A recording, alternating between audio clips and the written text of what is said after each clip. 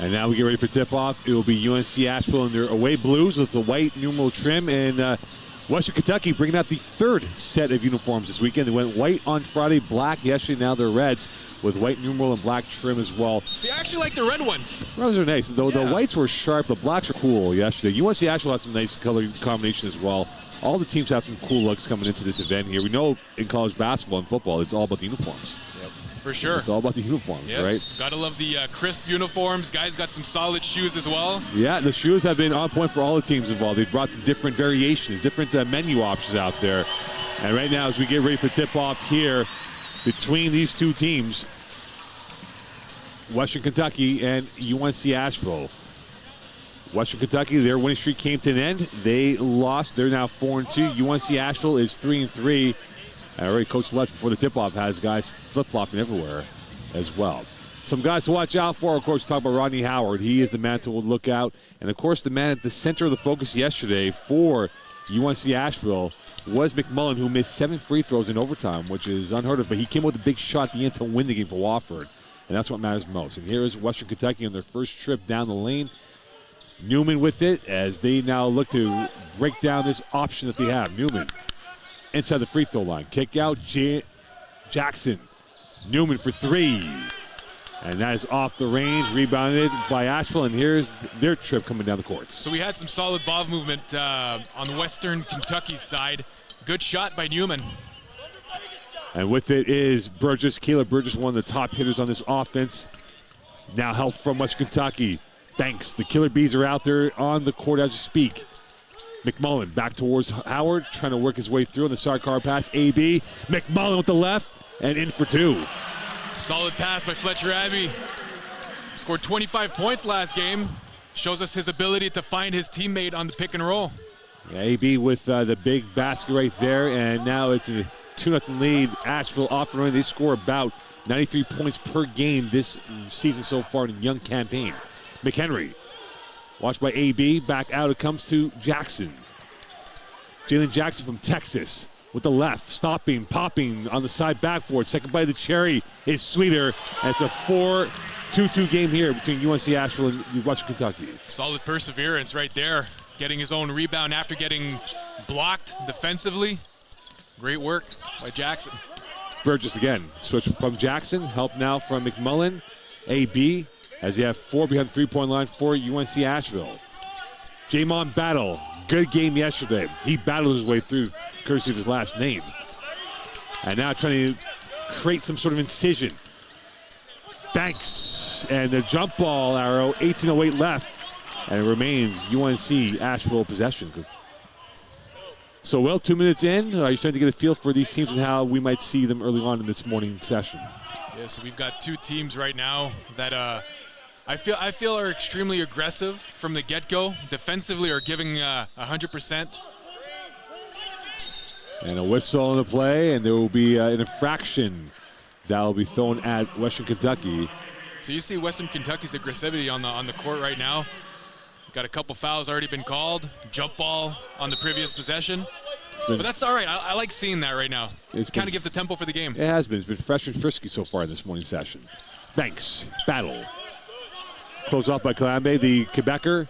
Here is McMullen from the center arc. Sidecar pass to AB. Open shot, and it's going to be battle in. McMullen in the jungle, showing the class. Love the move by Howard, by Allen under the basket right there. McHenry negotiating off the window. The protractor worked well in that measurement. And we go back and forth, and now a 4-4 game between these two teams. 2 minutes into this first half on this Sunday morning. Burgess, backdoor, well defended as that was repelled away by Jackson as he timed his hand time on the ball. Great eye contact by Burgess and Abbey. And that's one thing you have to look at is those backdoor cuts. We'll see if that will become much more prevalent in this day 3. Battle, strong to the window and in for 2. As McHenry will bring it back up, 6-4 leads for the Bulldogs. The Hilltoppers trying to get them way through. Jackson caught in 2 minds, travel by him. So WKU will have their first turnover of the day, and this goes back over to UNC Asheville. So Kalambe goes off. Let's looks at him, gives him a quick speech. No subs for the Bulldogs as they keep their starting 5 out there as we're about 2.5 into this first half. Burgess with it. McHenry and him. This should be a good battle. These two horses going at it. Kick out, popped up in the air, deflected out of bounds. And this is last touch by WKU, and this goes back over to Asheville. Yeah, Mo. Interesting decision by Burgess. He had wide open layup on that possession. Just why not finish with a left-hander instead of forcing that pass? I feel like the Bulldogs got a little bit lucky right there. Could have been an interception by Western Kentucky. It is Thanksgiving. It's all about giving. And that ball goes back into orbit. It is Jamon Battle. Burgess for 3. Splash. There we go. No hesitation. Burgess with the 3.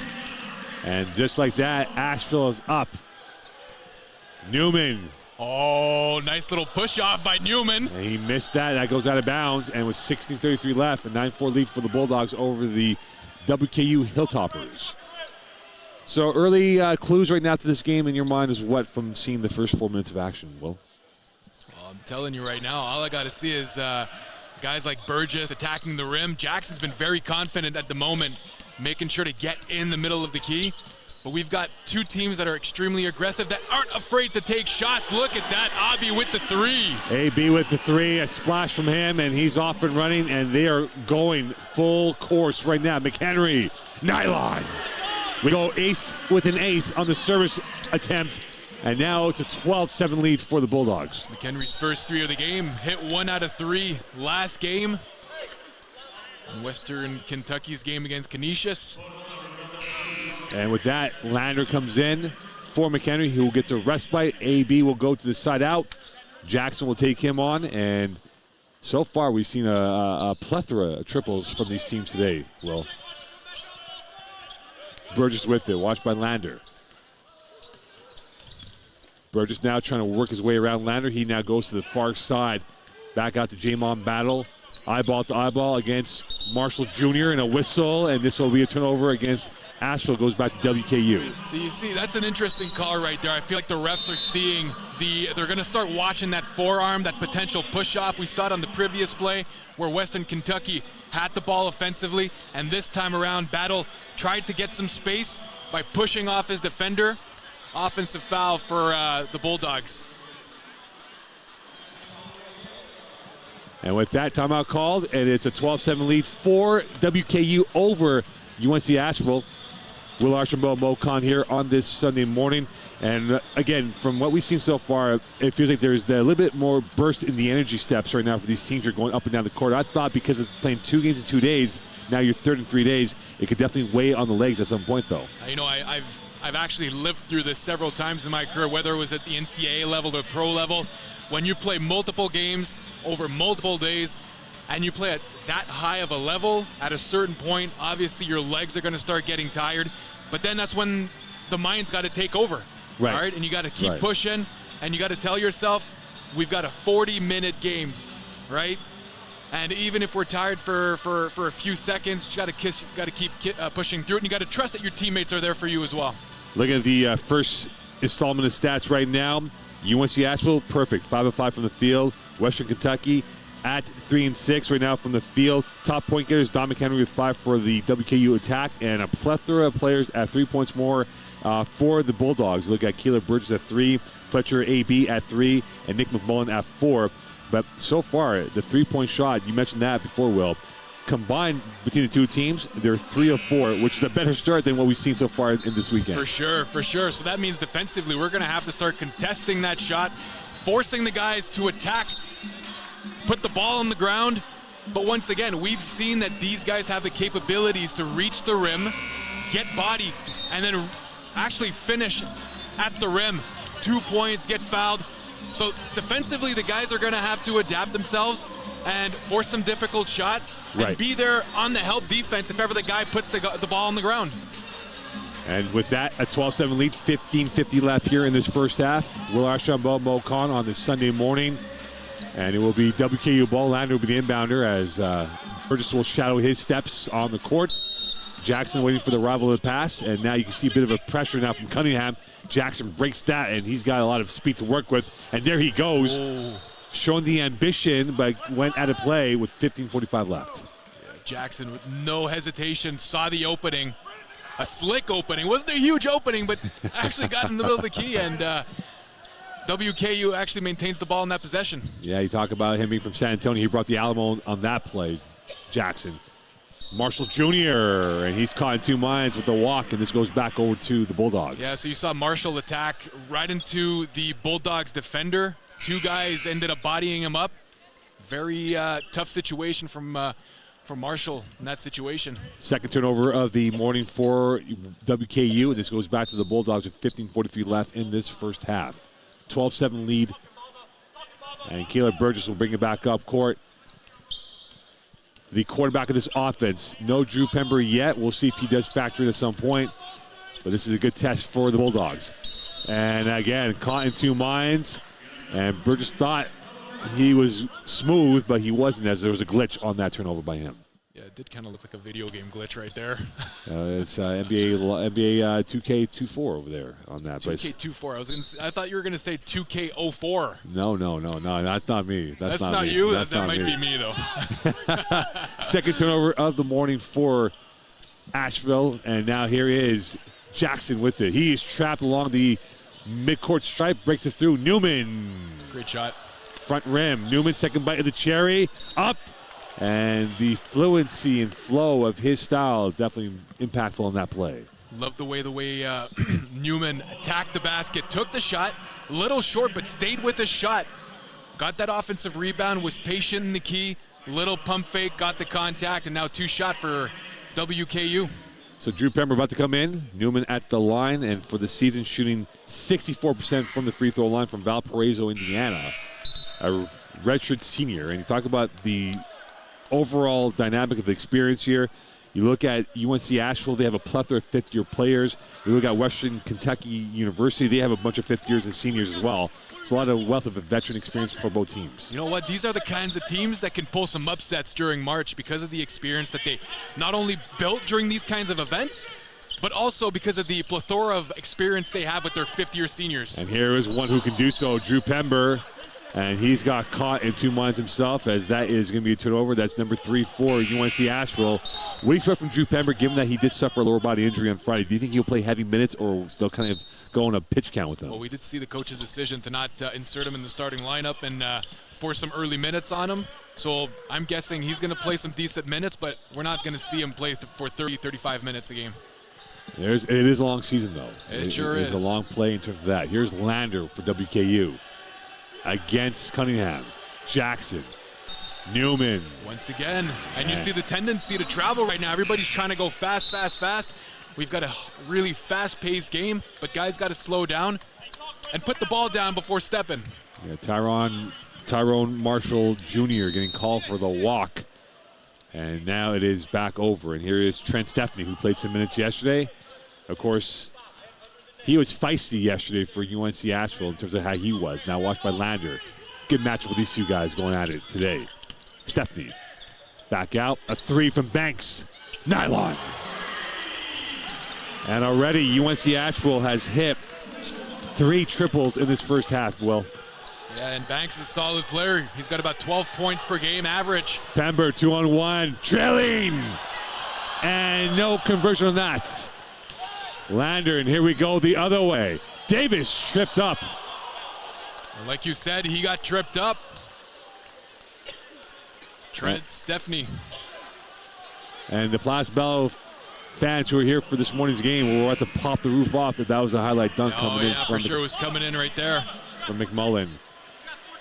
You can see this game starting to really fizz up here in terms of the excitement, and I think the fans are ready for that here this morning. The fans are coming in as well. You know, we probably have seen a few hundred fans just show up in the last minute, so obviously you're going to get a lot more noise in this amphitheater here. Place Bell, the site of this second annual Northern Classic presented by Aveco. Jackson back out.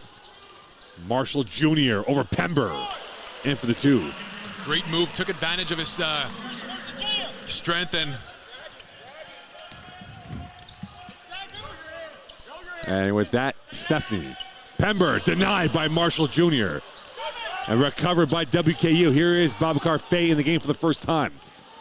Jackson, no connection on that one. Faye with the recovery. And Toyas Solomon in the game as well. And Marshall Jr. is hurting right now. His lower back, it appears, as he's in severe pain right now. And that is a concern for WKU because of his wealth of talent that he has in the court.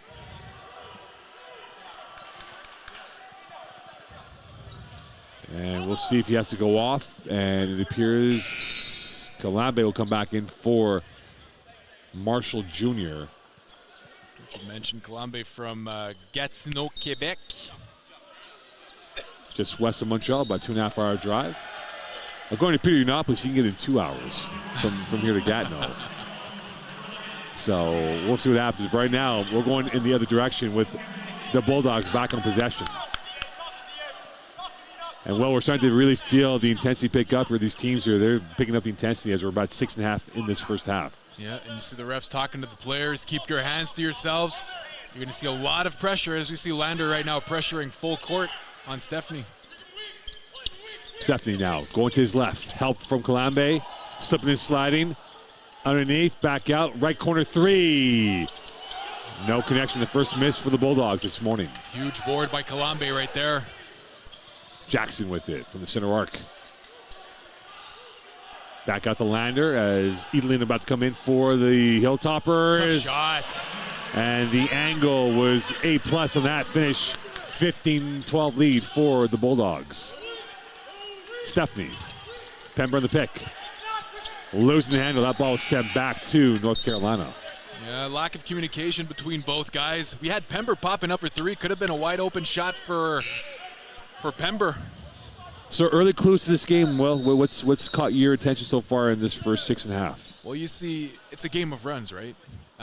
We saw the Bulldogs making multiple shots earlier in the first part of the half, and then the tenacity from WKU defensively ended up getting them back into the game, and they didn't lose any of their aggressivity offensively afterwards. So they're back into it. They cut that lead to 3. Here's Babacar Faye. Lander, watched by AB. Allen now trying to negotiate the Kentucky transfer, going towards his left. Oh, I could push off right there. And lots your of dribbling, eyes did not deceive you on that push off. Yep, push off, lots of dribbling on Allen's end. Defensive, good defensive possession on the Bulldogs' end as well. So Toyas Solomon goes off. McMullen comes back in. No subs. Oh, now we'll get one as Mr. Jackson will come in for Allen, as Allen will go off. Dante Allen, a redshirt senior from Falmouth, Kentucky. WKU winning the Commonwealth Games in their earlier part of the campaign of the schedule. And now looking to take out UNC Asheville this Sunday morning. Pember, kick out, open three, bullseye. And Mo, that's where you see Pember's vision. Pick, roll. He's a 6'11" guy, rolling to the basket, catches the ball and can find an open 3 guy. Pass straight into the pocket. AB with the 3. Another whistle. Another offensive foul. And a bit disjointed for WKU. And if you're Coach Lutz, how do you adjust from that? Because it feels like the referees are calling this game very tight this morning. Yeah, for sure. The guys got to be, they've got to be patient on the court, but they've got to be disciplined as well. In that possession right here, what do we see? We've got a guy that attacks, uses his left to attack the key, jumps and passes. What's the first thing your coach ever told you when you were a young kid? Do not pass and jump. You got to make sure that you see everybody around you. And in that situation, great positioning by the defensive players for the Bulldogs. Anticipated the jump and the pass and took that offensive foul. And that's 2 in a row. Right. That's 2 trips down and all one and dones right now. And we have not really seen Rodney Howard yet, the big man, number 0 for WKU.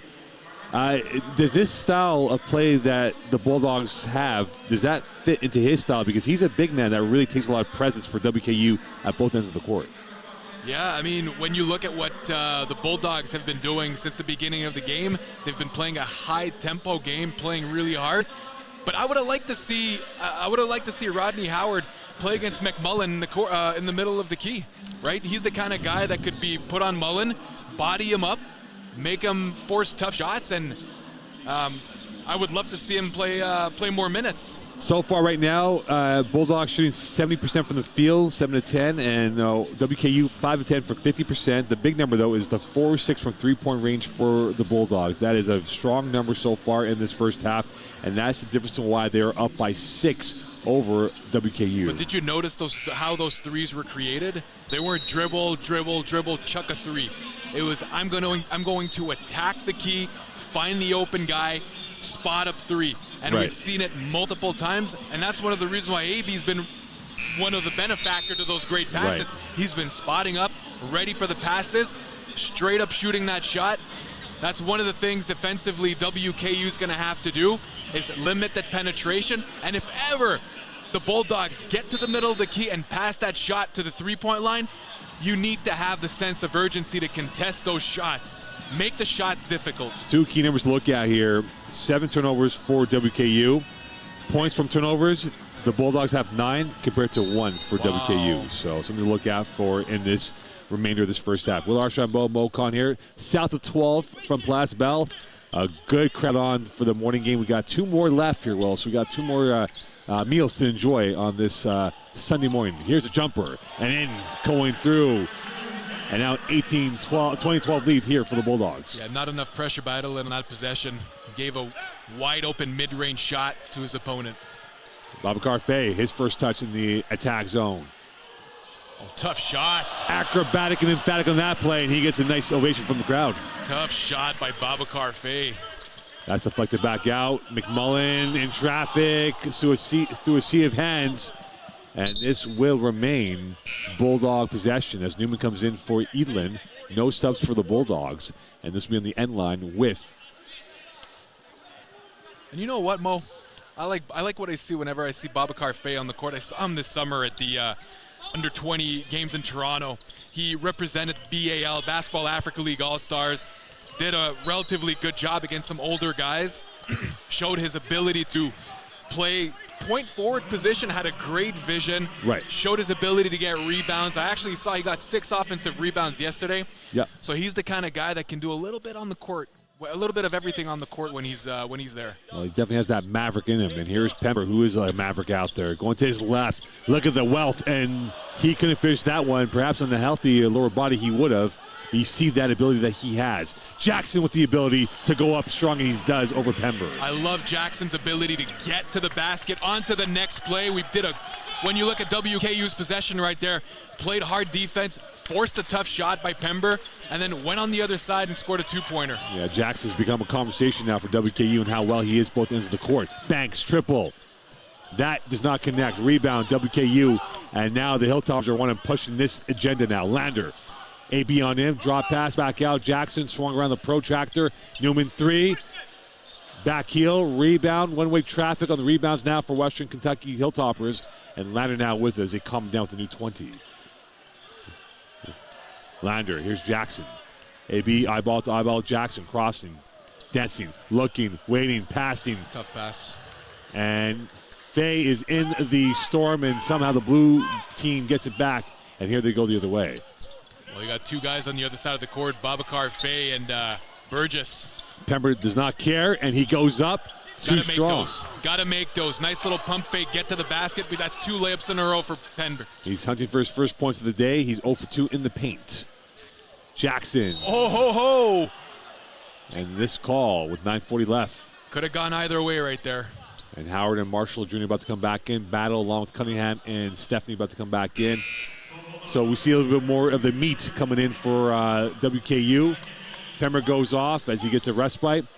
And this will be free throws for Jackson. I thought it was a non-shoot there, Will, but it looks like it's the other way. I guess so. So Jackson at the line for his first free throws of the day. He's played over 8 minutes, 1 of 2 from the field, 2 points to his name. Again, scoring about 3 points a game this year for WKU. And in fact, I beg your pardon, it's a non-shoot. So they divest themselves from the free throw line. Lander, jumper. Battle rebound. And now with 9:35 left, 4-point lead for the Bulldogs. At UNC Asheville trying to work the magic that they had yesterday in overtime. AB with it. Here's McMullen on the sidecar. Finding over Cunningham, trying to author his way through to the far side, to the near side it comes. Cunningham from the free throw line, and he was caught in two minds, and it goes back over to Western Kentucky University Hilltop. And you saw Newman just dig a little bit, force the offensive player to pick up his dribble, kind of messed with his head a little bit, and he ended up traveling on that possession. And with that, it is now Jackson with it. Watched by Cunningham and Stephanie out there who's watching him. Lander is watched by Cunningham. Here's Marshall Jr. watched by AB. Oh, another push-off. We've been seeing the tendency with the push-offs ever since the beginning of this game. The refs have noticed it, and they're going to be noticing it for the rest of the game. The players need to be considerate of what's going on in the court, and the coaching staff has to let the players know. When you're attacking the basket, be careful with that offhand, because the refs right now are focusing on that. Well, they've had a very Buccaneering-like mindset here at Western Kentucky University in this early going here, but unfortunately the fouls have not gone in their favor. McMullen from center arc. Howard on him. AB for three. Back heel, rebounded by WKU, and here they come with Lander leading the charge. Lander on his bike. And another whistle with 8:32 left. And again, it's been a tightly called game here for these referees. Not much breathing space to give away a little bit here and there. Well, yeah, but that's what happens when you've got two very aggressive teams. The refs are going to have a tight whistle, and that's what we've been seeing since the beginning of that first half. And with that, 8:32 left, still a 20-16 lead. Initially, in the first 5 minutes, we had like 85 million points, and now we're at a scarce of points right now. There's a whistle. There's a whistle every 20 seconds. So at a certain point, there's a reason why the game slowed down. The guys aren't getting some good shots anymore. Yeah, we might be here till 8 o'clock tonight with that. Marshall Jr. in for the two. And now 20-18 lead for the Bulldogs over WKU. And to play their third game in 3 days, a lot of energy being exerted, and a whistle again. This goes back the other way for WKU. I'm telling you, these offensive fouls, there's a tendency to call the offensive fouls right now. Offensively, you really got to be careful, whether it's with the screens or that push-off. And because of that, we have a turnover again. And you think about the turnovers right now combined between the both teams here, 12 right now that we have, 7 by WKU, 5 by UNC Asheville. Jackson watched by Cunningham. Marshall Jr. battle on him. Howard from the center arc against McMullen. And now Newman's got a lane, and he went up, put back, the forensic touch from Howard. So right there in that possession, Bulldogs had to cover down and make sure that they're put a body on Howard. Howard's a big body that gets offensive rebounds. We know layups like that, we got to come and help. That's exactly what happened to the Bulldogs, but on that possession, Howard took advantage of the opening. Burgess against Jackson, pick for McMullen. The high-low is inconclusive. And now Newman one-on-one with Burgess. And that is going to be goaltending. And the fans thought it would have been a pin on the backboard as we saw a plethora of blue hands going up to block that ball. Timeout called. We are at parity. And we're starting to see a little bit more excitement here as they will have the replay now on that. So perhaps it is offensive goaltending. We'll see what the call is here, but nonetheless, they want to review that. They make sure they have the correct call in place. Yeah, it was kind of interesting. You see Newman, whenever he attacks the basket, kind of has a tendency to palm that ball. Could have been a travel right beforehand. Right. Refs didn't see it. He ended up attacking the basket. The ball did hit the backboard first, and we got confirmation from the refs saying that that was a two-point basket for WKU. And again, Howard right there as well. And we'll see how this plays out now moving forward in this first half. And maybe Howard becomes more of an issue for the Bulldogs and his size that he brings out there. But again, you talk about the rebounding, and that's the one thing UNC Asheville had difficulty against Wofford yesterday. He couldn't rebound as well. You know very well, Will, playing this game, that second and third chance rebounds in the offensive end is massive for any team to win this ballgame today. Mo, they're 3 points. Who's going to get that 50-50 ball? Who's going to get that second chance opportunity? Yeah. Right? It's the guy that wants it more. It's the guy that's going to be positioned the best around the basket. Right. And there's a way that you practice that. right, in practice, and you got to bring it and show it in the game. You see some of the highlights right now. Lander with the finish, AB with the three, and that's been the passport right now to how well the Bulldogs have played that three-point shot. Will that taper off now because they've been hitting at a higher clip? But will that taper off as we move along in this game, given that they're playing the third game in 3 days? At a certain point, you know that whenever you play three games, while we see Babakar's shot right there, your legs get tired, right? And what happens when your legs get tired? Your shot is short. Right. So at a certain point, you either got to adapt yourself, put a little bit more power in there, or do some other things like attacking the rim and run some other kind of plays. So looking at it right now, the starting five for the Bulldogs have scored all 20 points, where you see more of a depth scoring effort from WKU with their 22 points scored from multiple players. But you look at that shooting right now for WKU, 10 of 18, and for UNC Asheville, 8 of 15. So they're both in the 53 to 56 range of percentage points so far. Yeah, we normally see we've seen this from WKU since the beginning of the year. They have a very deep team. They play 10 guys every single game. We did see it last game as well against Canisius. You've got guys that can play 20 minutes off the bench. Right. And if, for example, the starters don't play a solid game, or they're missing their shot, or they're missing out on some assignment, coach isn't afraid to put the bench players on and to do something solid on the court. Key number to look at right now, plus 10 WKU points in the paint, 18 to 8 in this first half. Look at the rebounds. 12 rebounds for WKU against 3 for UNC Asheville. Pember losing it. Here comes Marshall Jr., 3-on-2. Marshall Jr. with the Euro. Yeah, beautiful Euro step to get around the defender. First class trip to Holland he goes, and that makes it now a 24-20 lead for the Hilltoppers. And I told you, Mo, basketball is a game of runs. It is indeed. That was real quality. And now we got WKU up 4. Could Burgess serve up the real first-class quality? Here's Drew Pember, who is quality. And a whistle and a foul, and you need to see again, that is going to be a tough homework assignment for Marshall Jr. to handle Drew Pember when he's out in open space like he was. Columbia will come in. No subs for UNC Asheville. Both teams will take off after this game back home. Get ready for some more games that they'll have towards the end of next week. And again, you talk about December being a big month. It is exam time. But most importantly, though, for these guys, they'll play more non-conference games. And then they begin their conference play late December, just around Christmas and around New Year's, for what will be a stretch run of games that's tough on the body. Pember makes it a 24-22 lead. And he gets getting his first points of the morning. Yep, Pember shooting 80% from the line this season. Jalen Jackson. Here is Columbia, watched by Pember. Howard from the center arc. McMullen on him. Newman. Stopping. Great help by McMullen right there. And because of that, a turnover by Western Kentucky Hilltoppers on that play. So AB back in. Banks off. He's limping off the court. And Newman not happy with himself on that turnover from him. That's his first turnover of the day. They're now at 10 for the morning. Perhaps a long night for WKU. Burgess, Pember. Driving, Pember. And Howard right there to meet him. And another walk by Drew Pember. That is turnover number 8 for the Bulldogs. 6:18 left in this first half.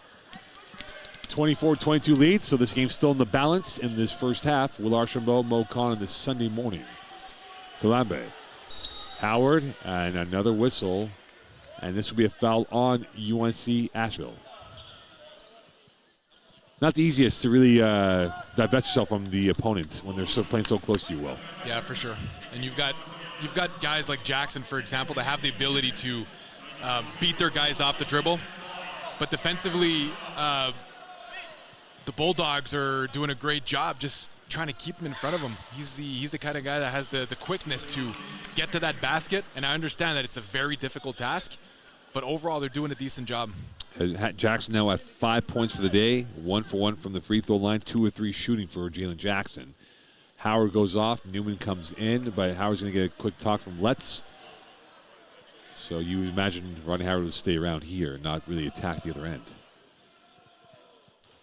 Jalen Jackson at the line, 6:09 left. And he makes it a 25-23 lead for the WKU attack. Or 26-22 there, beg your pardon.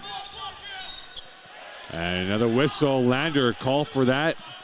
And Lutz is looking at the referee with a pantomime reaction. And Lutz is giving Lander a bit of anger, but I think that might be going towards the referee as he's venting his frustration towards Lander. I think it's actually to both people, because that's not the first time he's been telling Landers to watch out over there. Yeah. There was a conversation between the ref, Landers, and one of the offensive players for the Bulldogs about having too much contact full court, keeping your hands to yourselves. Landers was advised earlier during the game. Tegan Moore in the game from Dry Ridge, Kentucky. The freshman scoring about 6 points a game. So far this year in 2 games, scored 12 and 13 points against the Kentucky teams that they faced this year, shooting 55% from the field. So he is a high percentage shooter when the ball is in his hands. Burgess to make it a 26-24 lead. And he does for WKU. We approach 6 left in this first half. Cunningham babysitting Jackson step for step. Jackson trying to find. Great defense by the Bulldogs right there. Hard pressure. Back cut. And Howard in for the 2 over Pember. The 2 Dreadnoughts going at it, and the one in the red won this time. Beautiful pass by Newman. Howard saw the opportunity and back cut his player. Burgess, help from Howard. Burgess in the paint, draw pass. Pember thought about the launch. He will opt out for AB. Watched by Newman. To the far side it comes. AB again now, circling around. He's got 5 left in the shot clock. Pember in the paint. Pember stripped, well defended. And a shot clock violation. And that felt like it was a disjointed possession from start to finish. Saw the guys didn't really know where to go on that possession. Like you mentioned, it's disjointed possession for sure. The offense wasn't running from the get-go. Couldn't set it up. But that's due to the pressure from WKU in the last few minutes. And that's why we've got a 4-point game advantage for WKU, because of the defensive intensity. They held UNC Asheville to 24 points in this first half. Well off the mark of 93 points that they score per game. It's been auxiliary defending by WKU. They come in robust numbers, deluge at times. High-low, alley! Howard, the playmaker from Kalambe. Great eye contact between Kalambe and Howard on that possession. And now you can start filling it up here. Is a 30-24 lead for the WKU attack. Burgess, switch of play. Cunningham, option B, AB from the center arc. That's a shot.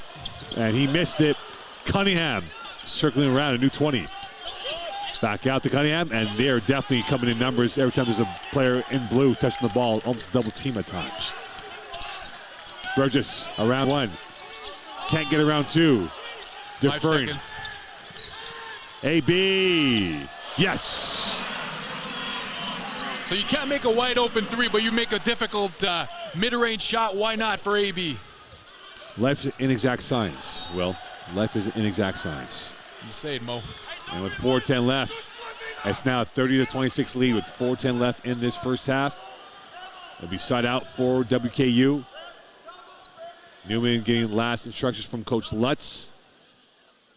And Burgess now giving space towards Newman. It's late November, but has a March feel to it today, Will. Sure does. And McMullen, Cunningham, saving it. Battle, they'll calm it down. Cunningham for 3. Rebound Howard. A one-and-done possession, and Jackson bringing it back up court as we're south of 4 in the thick of the final 4 minutes of play. Hadn't heard a whistle for quite some time. That was unheard of for us. Yeah, for sure. And the game started to pick up a little bit. Now we've got a little media timeout, get the guys to cool down, catch their breath.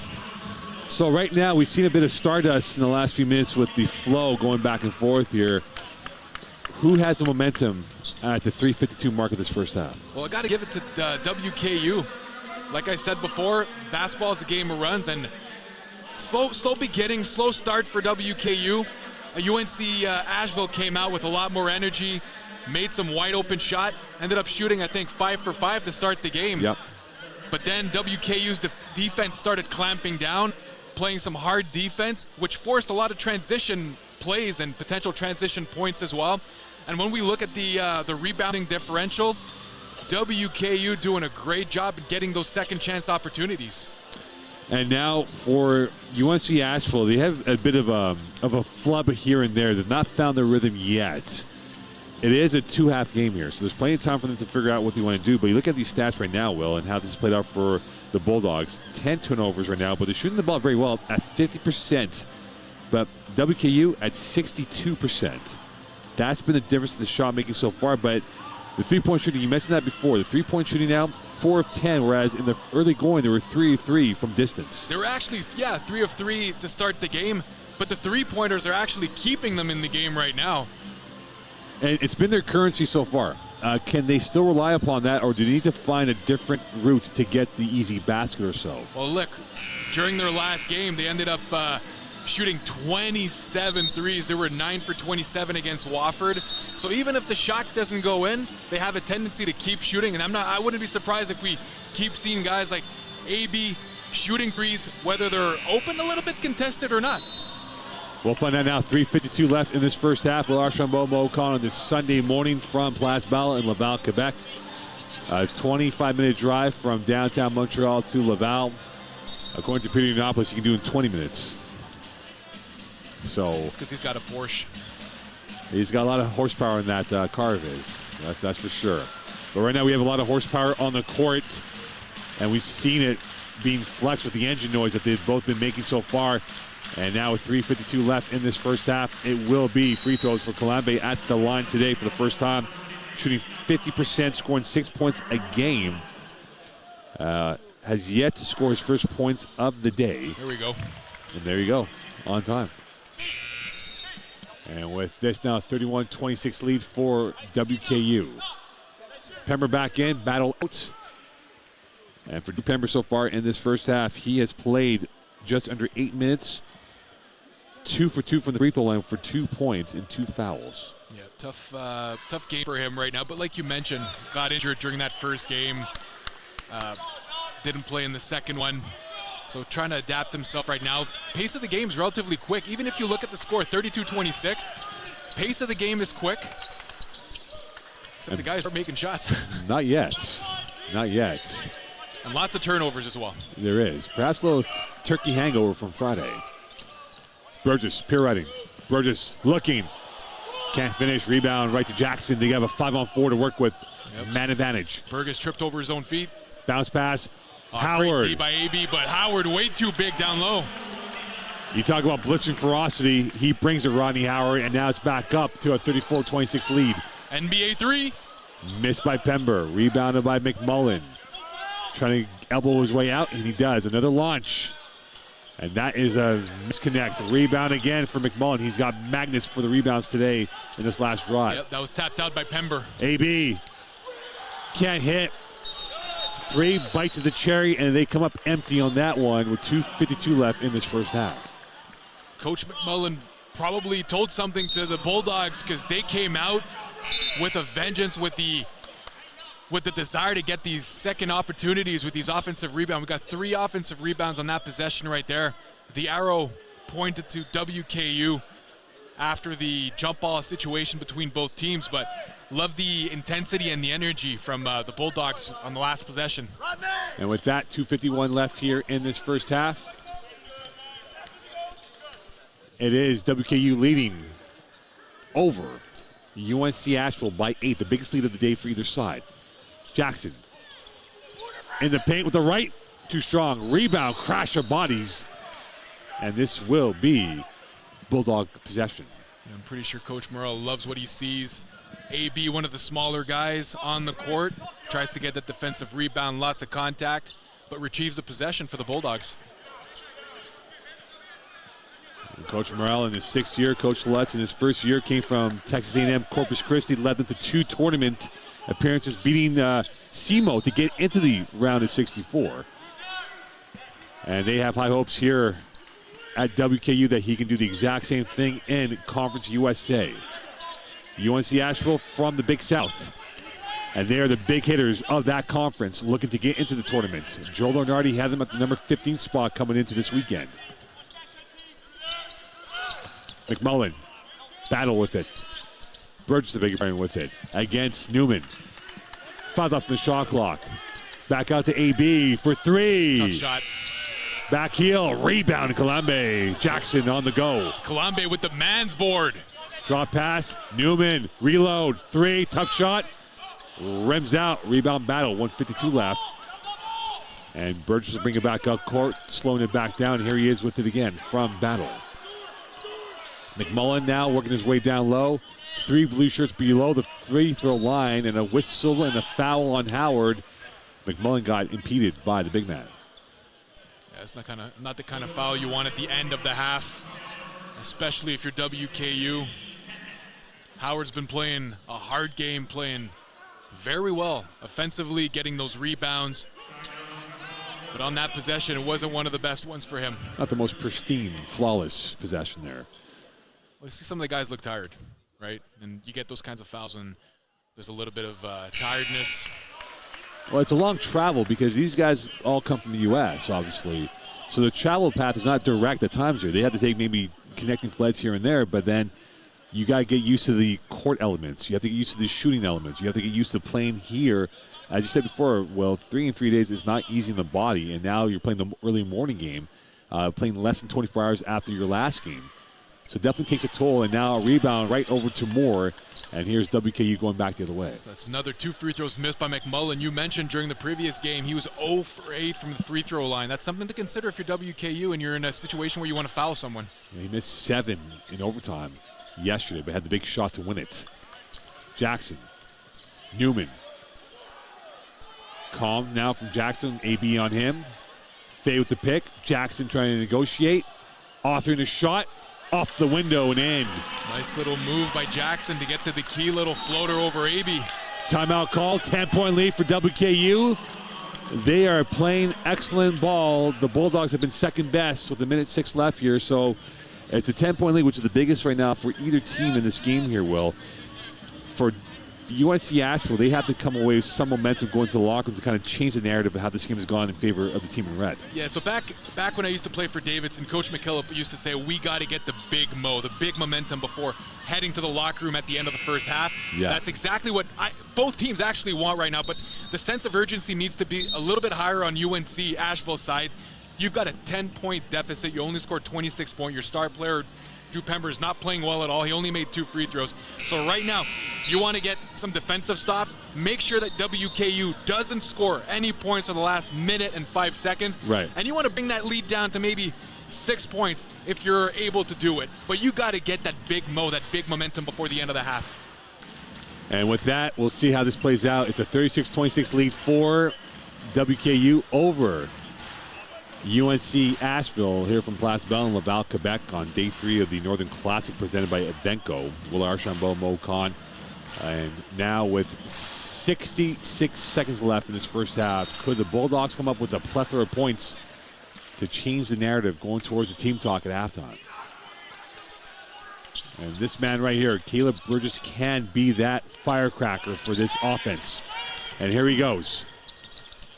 AB. Burgess on the interplay.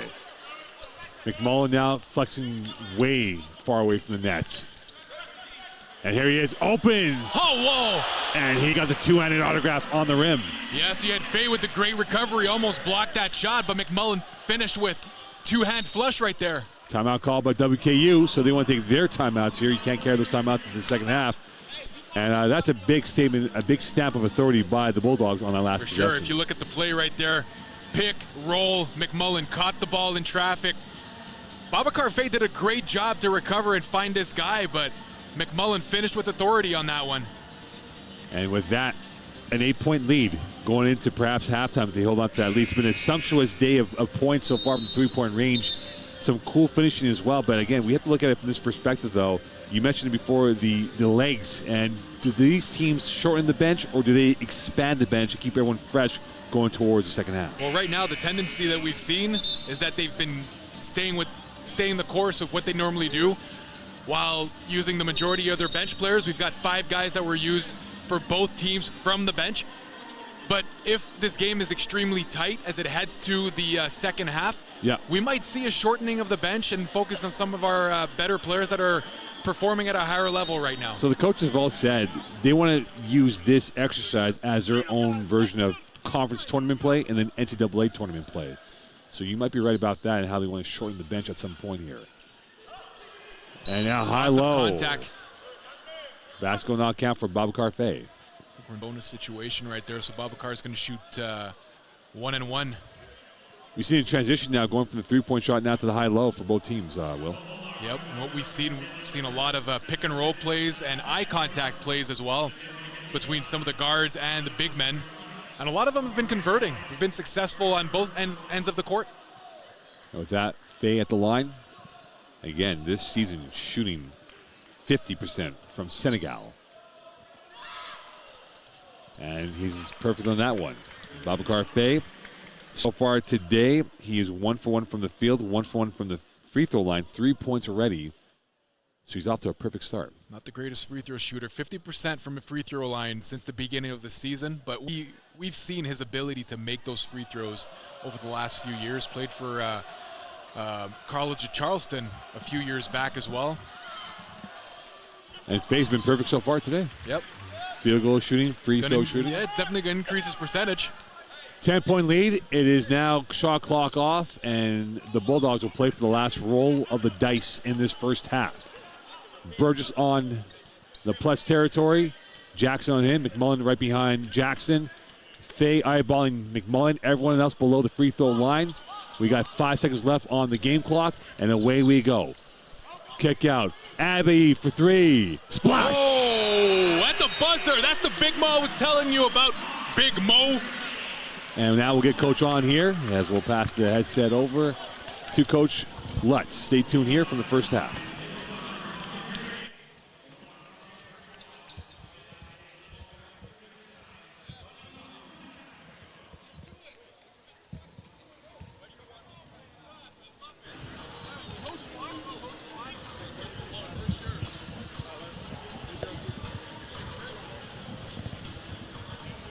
Coach, yeah, we'll get stats for you in 2 seconds here, Coach. Coach, not the end that you wanted for the first half, but for the most part of it, you guys control the narrative and how it's been played so far. Ooh, I wouldn't say that. I thought they started off fantastic. I think they made their first 8 or 9 shots, but then once the game settled in a little bit, I thought defensively we were much better, and we controlled the backboards, and we got to the free throw line a little bit, which helped us. What's the key for you guys in the second half to get this victory? We've got to play a full 40-minute game. We've played well in spurts since we've been here in Canada, but we haven't played 40 minutes. If we'll play defense like we did probably the last 13, 14, 15 minutes, I think that we'll have a chance to win this game. Does your speech change at halftime in the locker room, or you keep the same speech as it was before the game?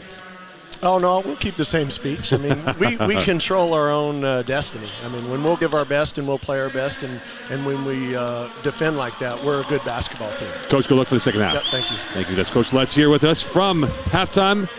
WKU leading the way. We'll be back here for second half action.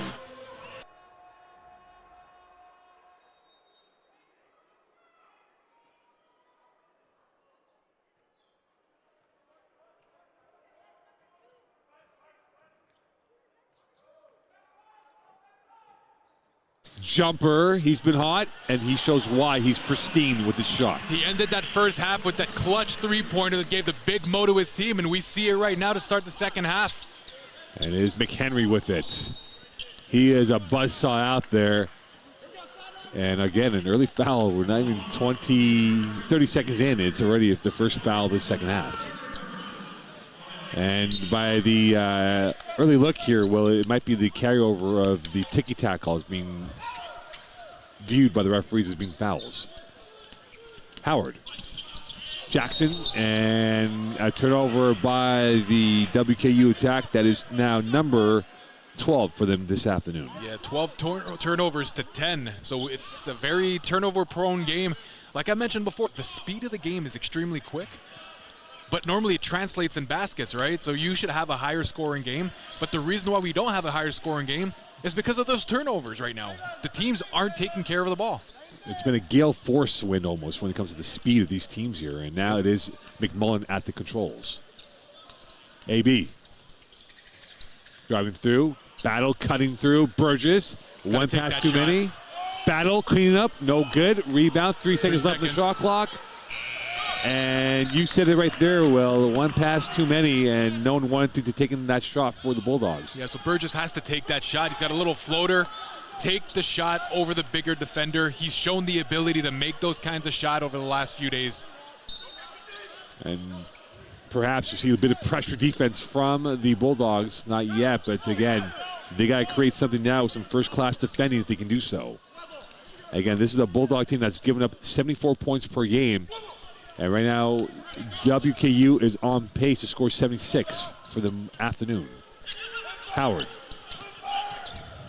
Here is Newman trying to find an outlet. He finds over to Jackson.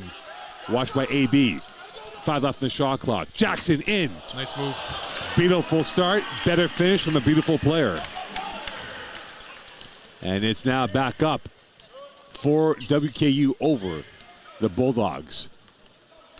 Burgess, end line, bounce pass, McMullen. Great fake.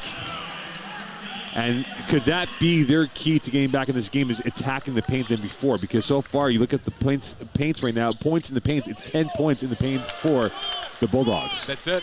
It was actually 28-10 at the half in favor of WKU in the paint. So yeah, you might want to get some points in there.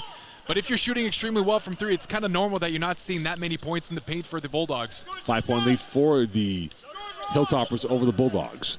Burgess, watched by McHenry, going to his right. Burgess stopping, popping, looking, in for 2. Newman got lucky on that one. Could have been called for a reach and foul. And a turnover by Colombe. And an unforced error by WKU. Faye about to come back in. No subs for UNC Asheville, and now you can see the WKU bench a little bit more boisterous than before. Hey, their lead's been cut to 5 points. In fact, you could go back to the first half. It was a 10-point lead, right. Now down to 5. So not the most ideal start for them in this second half. And right now, the Bulldogs have scored 6 to the 4 of WKU. Stripped away. AB loading, locking, shooting, no good. Rebound battle. A new 24, the Bulldogs. So these are the kind of offensive rebounds that we want to see on the Bulldogs end. Get a second possession in. Banks with it. Sidecar pass, McMullen looking for the back cutter in AB. He now crossing over against Faye. Spinning, pirouetting, looking with the left. This has been his DNA. Put back right there. And now it's a 3-point lead. Yeah, Banks with the offensive rebound with the tap in.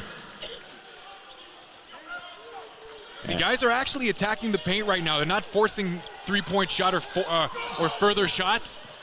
Newman. Oh, offensive foul.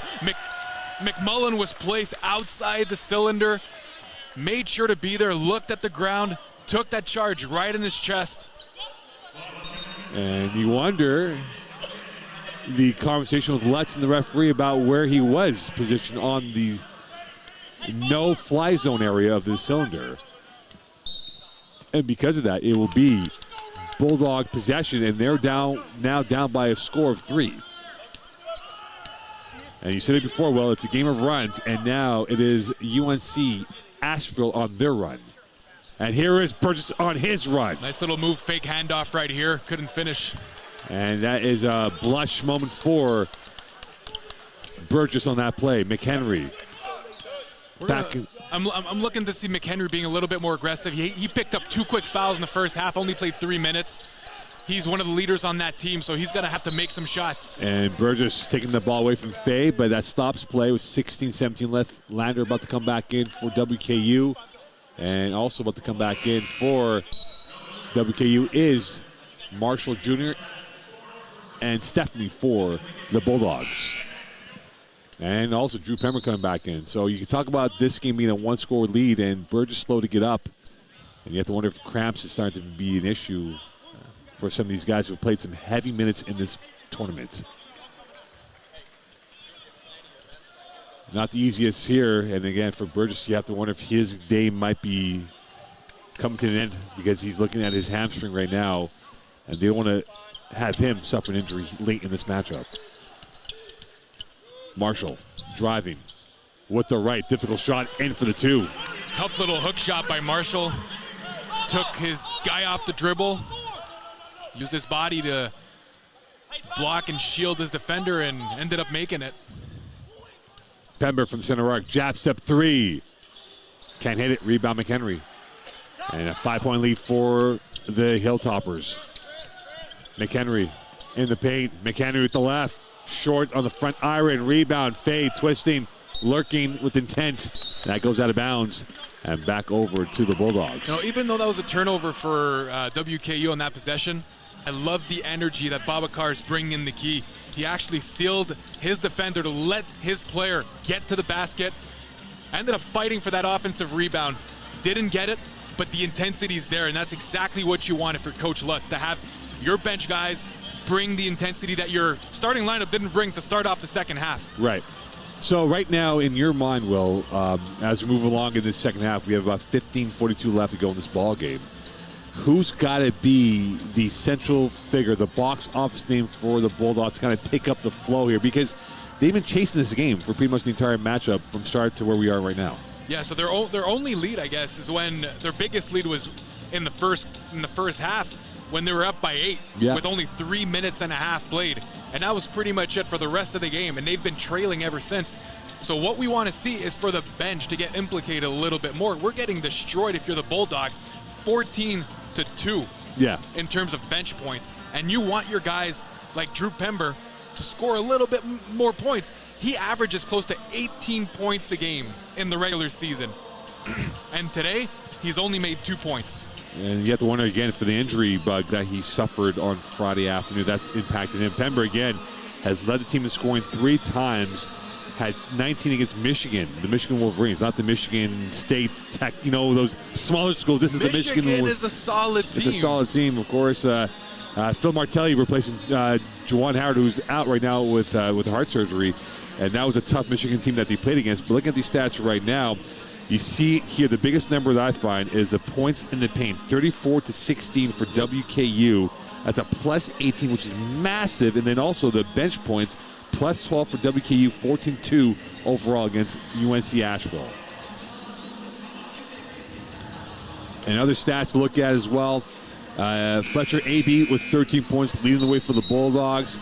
And you see, again, there's more of the depth scoring for WKU compared to UNC Asheville in this first half. Yeah, going to the second half. WKU with 8 guys that are actually on the scoreboard right now with at least 1 bucket. So like you mentioned, the points are very distributed across the entire team right now. So lots of the guys can score. And as I mentioned before, McHenry only played 3 minutes in the first half with his 2 fouls. Now he played about 5 minutes in the second half, and he's starting to pick up the load. So he's got to start warming up a little bit more and show what he's been showing us the entire season. Well, one thing to look at, because of the fouls, right? We've only had 4 fast break points as a whole in this game. Yep. Not the most eye-popping number to look at. And it's not been easy in the eye with all these stop and goes with the fouls. Here's Pember. AB, and as I mentioned that, another foul. Jackson will be called for the foul. So with that, second team foul, and we're only about 4:33 into the second half. AB on the sideline, and he finds Stephanie. McHenry back out. AB head fake with his left, kick out, and now Banks at the line, shooting 90% this season. So the high percentage points can definitely be beneficial for Banks.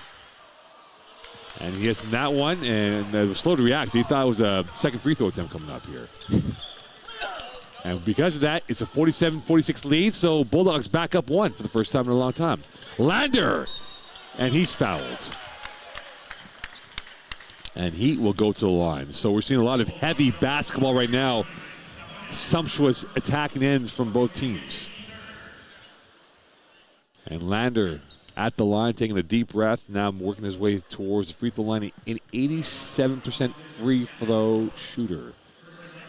A lot of these guys in the high 80s, which is a great grade if you were a student athlete. Yeah, that's something you see with very experienced teams. You got guys that have been around for quite some time. Like you mentioned before, we've got a few 5-year guys on both of these teams. So over the course of your career, you start working on that free throw, and hopefully by the end of it, you can make your free throws. Lander is a senior, so he definitely had to work on his free throws if he wants to get to that number. And with that, it is now 48-47 lead for WKU. Banks, Stephanie in orbit. And Pember is trying to really fizz. Can he contain the fizz of Drew Pember in the bottle? Back door, and that finds its way through. Pember gets it back on the return. 6 left in the shot clock. Bullseye! Huge shot by Pember. It was a kind of tough pass. He threaded the needle in the middle of the key a little bit earlier, and the Bulldogs ended up getting that 50-50 ball. Pember got lucky, but ended up taking that shot from NBA range. Beautiful shot by the 6'11" center. He's ruthless, he's clinical, and he's starting to really find his way now in Laval. Nylon, big shot from McHenry. We go from one ace to another service ace, and a 51-50 lead for WKU. And now the shot making has been exquisite. It's been fantastic in this second half. Pember now working the lower end. He's trying to get around Marshall Jr. Pember, McMullen, stripped, fouled by either Jackson or Lander. Yeah, foul on Lander right there. I'm not sure of the call. Didn't see that much contact. Pember got stuck down low. Was dribbling quite a bit. Got lucky when he found McMullen under the basket. I thought defensively WKU did a good job keeping the arms up, but I guess the refs saw something different from their end. Yeah, Lander's in some physical pain with his facial expression. 12:43 left in this second half. 51-50 lead for WKU. McMullen at the line. This is where his nightmare has never ended. And he breaks the nightmare with a beautiful dream on that free throw. Isn't that his first one over the net over the last 2 games? Yeah, he missed 7 in overtime, and now McMullen is 1 for 1 from the free throw. I beg your pardon, 1 for 3. Yeah, 1 for 3. 1 so for 3. He missed 8 last game. He was 0 for 8 from the free throw line. And now he's actually 2 for 4 tonight. He mentioned in the postgame, I work on my free throws every single day. So it's something he takes pride in and he wants to improve on because he might be relied upon when it comes to that close game. Marshall Jr. for 3. Too much on that. Rebound, Bulldogs, and here they come the other way, up by 1. Battle, Pember. We're seeing much better fluency from both teams in the second half. The language arts has been excellent in the shot making from both teams. Cunningham. McMullen watched by Fay. 10 left in the shot clock. Pember. Jab step against the double team. Lots of contact. No call by the ref. And we play on. Allen gave the contact and no call. And here is Allen, watched by Cunningham. Trying to find an outlet south of 12 left in this second half. Around the protractor we go. Switch of play. Oh, stepped out of bounds. Saw it right there, right in front of us. His size 13s go out of bounds. If he was a size 11, he's driving towards the lane.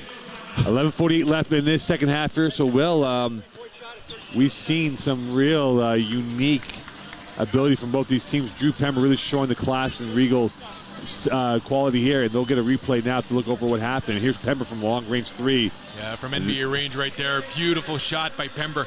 He's shown the ability to make those shots. He actually took one a little bit earlier in the first half, missed it, but shows that he's got the range. Right. And a lot of people have him on the draft board next year in the NBA draft. Yeah. So he's the kind of guy that could fit in the NBA for a pop and a pick and pop kind of player, where you've got a 6'11" guy making wide open threes. So you just got to keep working on it. He's got to work on his consistency as well. Yeah, he's a flair merchant out there. I mean, this is a guy that has ice cool veins, permanent class to his name. And what does WKU now do? Because if he's picking up his game, that's another worry problem now for Coach Les and his Hilltoppers. Well, he's rotating a few guys on him. He's got Marshall, he's got Fay, who are 2 relatively big and long athletic guys, trying to slow him down.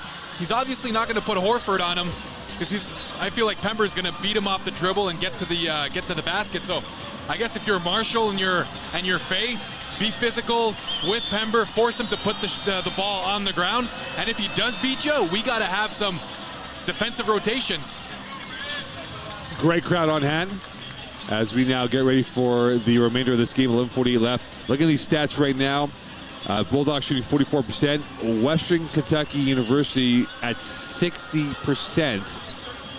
And the big number right now is that you see the discrepancy right now.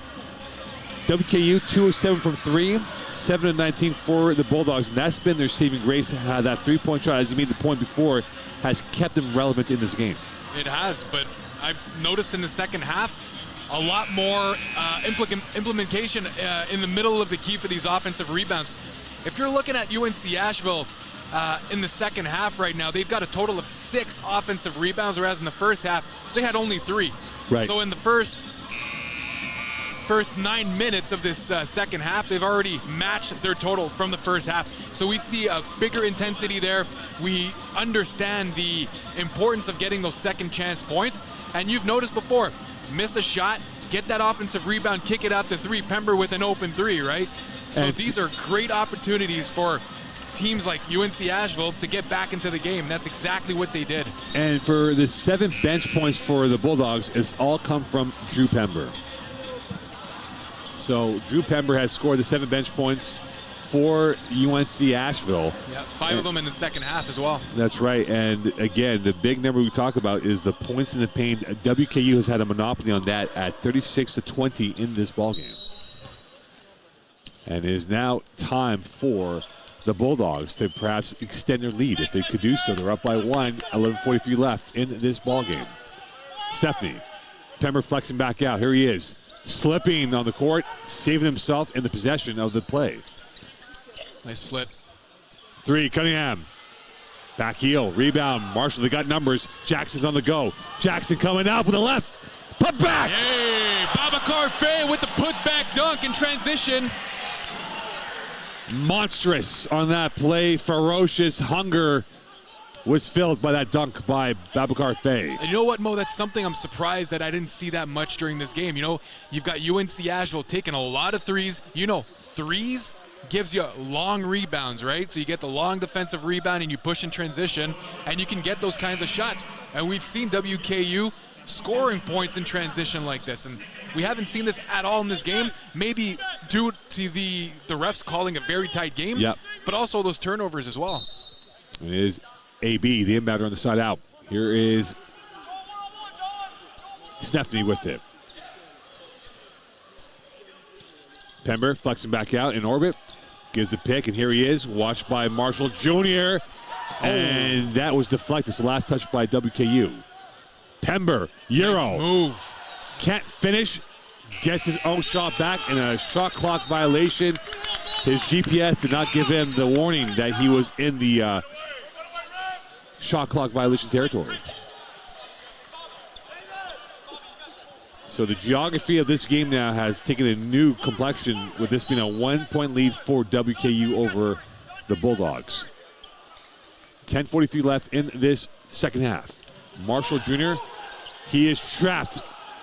Cannot get out of it cleanly. He does now to McHenry. Watch by Banks. As McHenry now takes a stroll back into orbit, letting things set up. Everyone below the free throw line for WKU. Marshall Jr., Stephanie on him. Open shot now for Faye. That's not his range. And a whistle and a foul will be called. So Stephanie called for the hold from behind.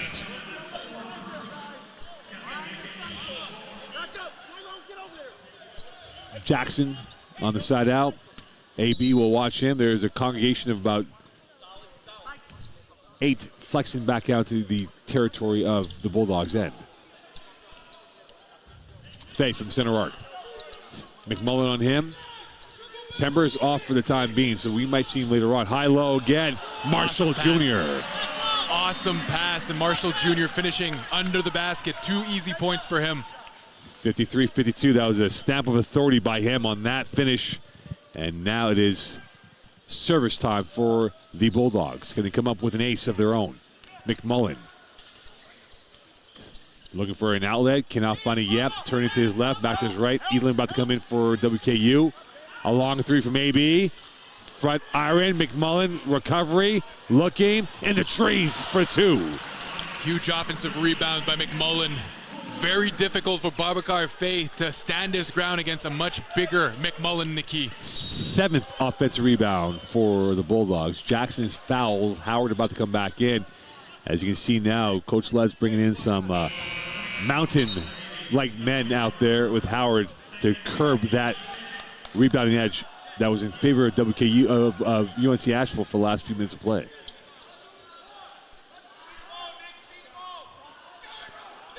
Elin, the inbounder on the end line, and trying to get it from Howard. Here he is, the one touch. Wow. Soft touch on that. Great execution right there. Awesome pass. And Howard finishing it off with a little shot in the key. 57. And then now a whistle on the play, and that will stop right now. 57-54 lead for WKU. And now we're starting to see a change in the weather temperature here, where we're going back to what it was initially of foul after foul that we had in the first half. Yeah, really enjoyed the first part of the second half where the guys actually were able to play, and the intensity was extremely high. The tempo was high as well. Now more ticky-tack fouls, so I guess the players need to be a little bit more aware of the refs' tendencies. Stephanie evening on him. Open three. Oh, with Whistle. the contact. So we've got Howard that actually pushed McMullen through his own player right there. So the idea was right in his mind, but the execution wasn't. I guess he just bodied him. That's what he did. Howard is a pretty strong man. So you've got McMullen and Howard right there standing next to each other. Two guys that could probably be in the WWE. They would be a hell of a tag team. They would be a hell of a tag team. So McMullen at the line. He's 2 of 4 from the free throw line. He hit his last 2 free throws, and now looking to go 3 for 3. He's on a roll. It's a rhythm, right? It's all about rhythm. Sure is. He has his rhythm right now. 57-55 lead for WKU. McMullen taking a deep breath. And the attempt is missed. Shriek comes to the end at 3, but they're down by 2. Elin will bring it back up court. He's played 10 minutes coming off the bench for WKU. Yeah, not bad for a freshman. Henry. Henry is not a freshman. He's a junior for this WKU attack. Back out. Allen 3. That's missed. Rebound. Howard. Clean up on L6. Good. And now it is back up to a 59-55 lead. Deflected, saved by the Bulldogs. AB cannot look around Howard yet to try to create more space. Edlin on him. Going up.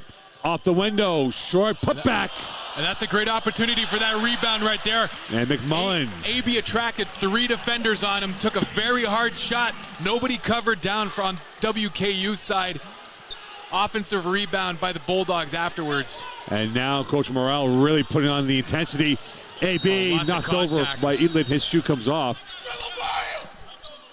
And you can see now the anxious reaction from WKU's bench. They're just relaxed out there with south of 8. And now this game has taken on a different jeopardy, a 59-57 lead as you look from the highlights right there.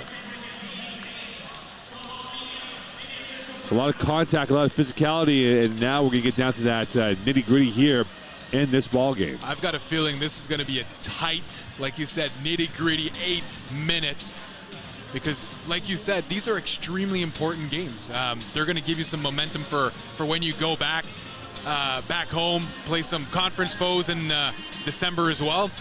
And every single game that you obviously win prepares you for March Madness, right? If there's an opportunity for a wild card bid or at-large bid, you obviously want to win those kinds of games.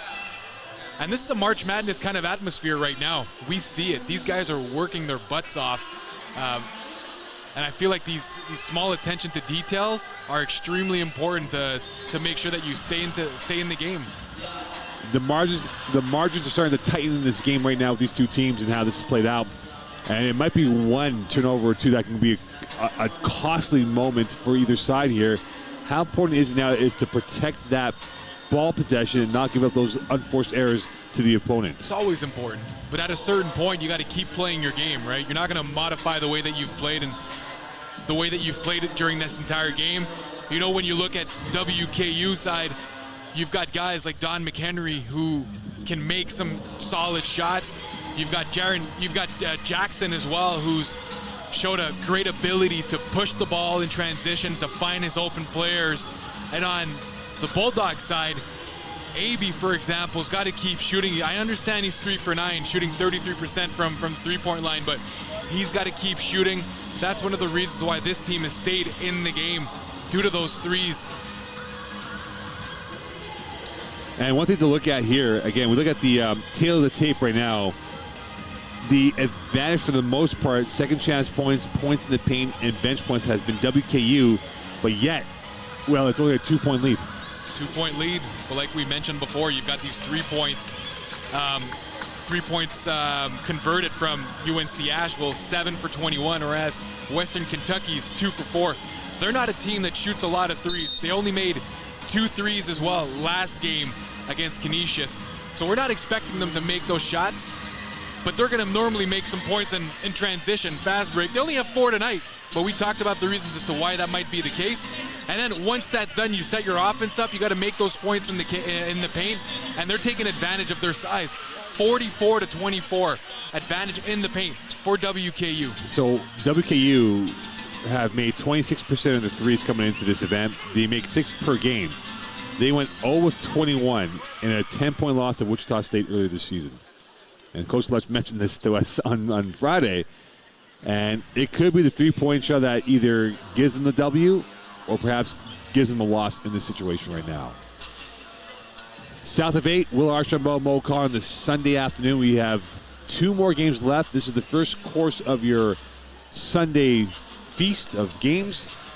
And these teams will take off after this game back home. And then we'll have 2 more games left here. Lipscomb taking on Wofford. That's going to be a compelling game with those 2 teams.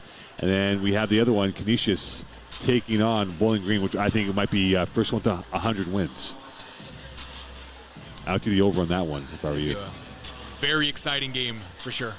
So with that, 7:58 left. Still some more conversation right now with both benches talking, and they are getting things organized. There is a medical situation right now, it appears, that needs to be helped off right now. So there is a timeout here, which we will take. And we will take a timeout here from Place Bell. Welcome back here to Place Bell. We had a medical situation that had to be taken care of first and foremost, and we hope this young man will be okay moving forward.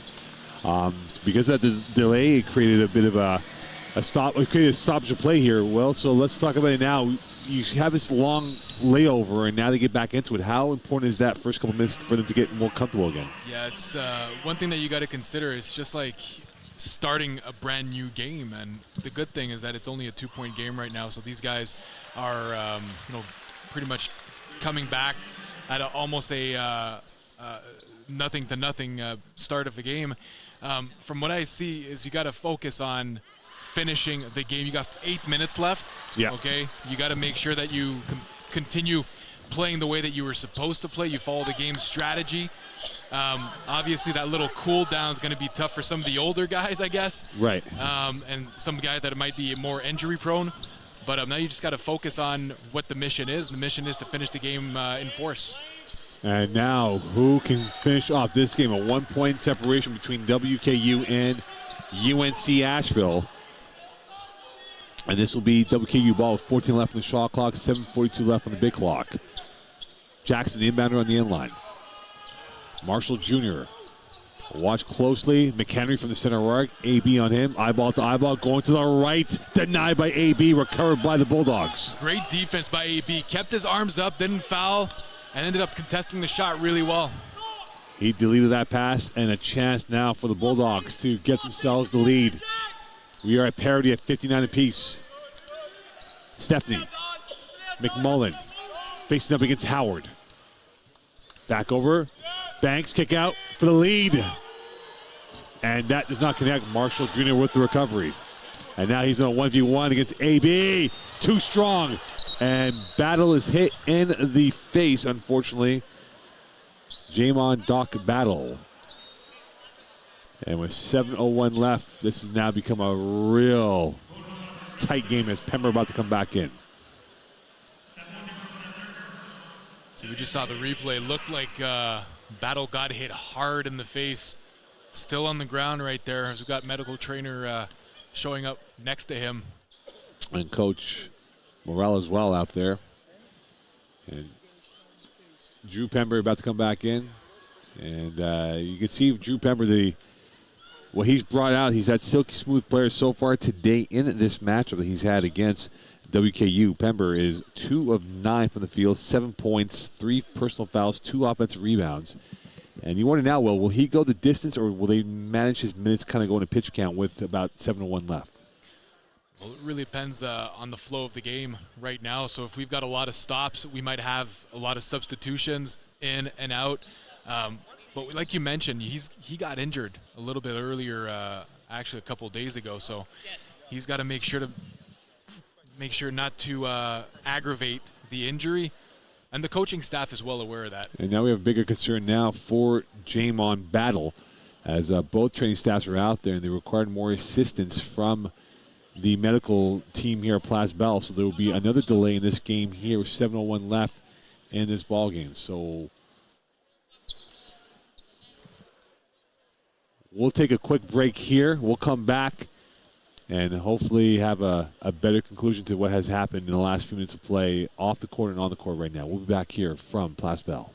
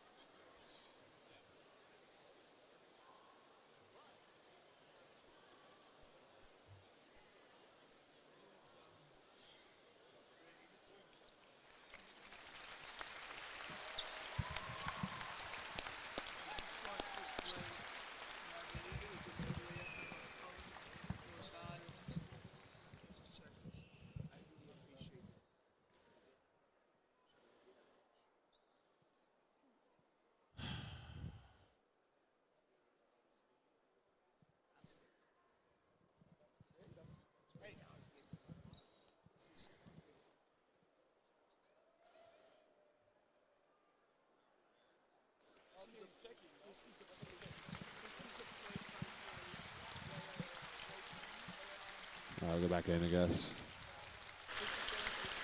Welcome back here to Place Bell, and Jamon Battle being helped off, unfortunately, and his day might be done by the looks of it, and that was a scary situation. And now another delay, which now hurts the Bulldogs in terms of the depth options that they have now on the bench. Yeah, Battle was actually playing really well tonight, played 20 minutes, 1 for 2 from the field, but actually implicated himself really well on the rebounding end. 4 total rebounds, but he was the energy guy. Brought a lot of energy, some physical body on the court. He's only 6'5", 207, but looks a lot stronger than what he's listed up as. Right. Very physical guy. McMullen back heeling in, so that gives them the lead of 2. Bulldogs now in the pole position. We're south of 7 from Place Bell. McHenry with it. Watched by AB. Near side comes Marshall Jr. WKU trying to get themselves either a field goal or a lead of 1 on the three-point shot. Another whistle. Stephanie, at insult to injury, as he's slow to get up, is called for the foul.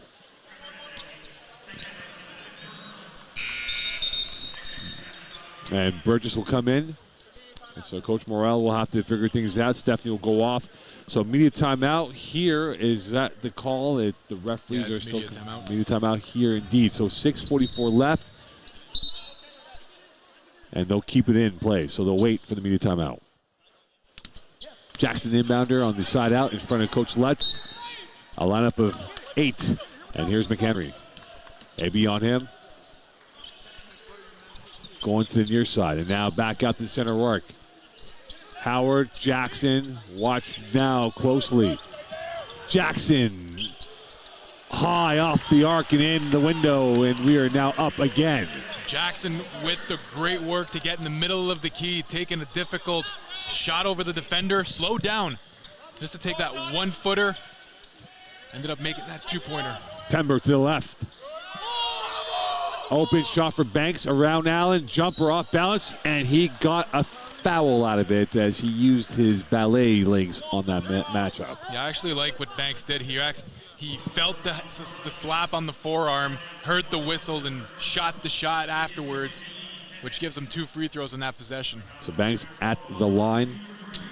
So far this season, shooting 90%, as we mentioned before. Today in this game, Josh Banks is taking his second and third attempts. He's 2 for 2 from the line so far today. 11 points for Josh Banks, 4-7 shooting. And the second attempt, no good. It's a 61-61 game here from Plas Bell. McHenry, AB on him. Howard getting the pass, now going towards his left. A long 3. Rims out, rebound Bulldogs. They can retake the lead on a converted field goal. Banks, watched by McHenry. Banks going to the left. They'll slow it down back to Burgess. Pember in the sidecar pass to Burgess. 15 left on the shot clock. Burgess. Crossing, dancing, kicking, looking, waiting in the paint. Backdoor to Pember. Pember turning, and the corkscrew finish cannot come up with 2. And we are now in the nitty-gritty with 5:15 left in this ball game. McHenry, Allen 3. Cannot get the lead. Rebound Pember. Tough shot by Allen, who hasn't converted on any shots just yet in this game. Burgess. Oh, what a pass. Nutmeg pass. And McMullen is fouled by McHenry. You know what? It's McHenry's 3rd foul, but that's okay. You're putting McMullen at the free throw line. Hasn't shown his ability to make those free throws except for the last 4, which he has he has made. As you remember, last game, 0 for 8 from a free throw line. McHenry had to foul McMullen, who actually pump faked and should have had a wide open layup on that one. So Kalambe about to come in for WKU, and a miss from McMullen, who's now 3-7 from the line. Has 13 points, 5 of 8 shooting. It's always that inexact science where there's a high percentage from a field goal range, but from the free throw range, it ends up being a low end. So you get one of those type of cases sometimes. So McMullen trying to add a little bit more to this lead. They're tied at 61 apiece here from Plas Bell.